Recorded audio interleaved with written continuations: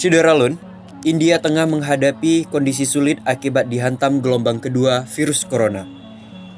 Sistem kesehatan di sana disebutkan telah kolaps akibat terlampau banyak pasien yang harus ditangani. Selain fasilitas kesehatan yang telah dibanjiri dengan pasien COVID-19, ketersediaan oksigen dan obat-obatan juga menipis.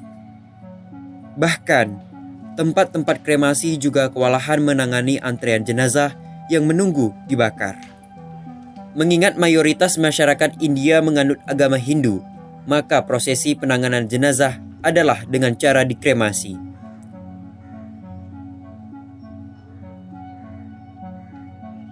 Dalam sehari, kasus konfirmasi positif melebihi angka 300.000 kasus.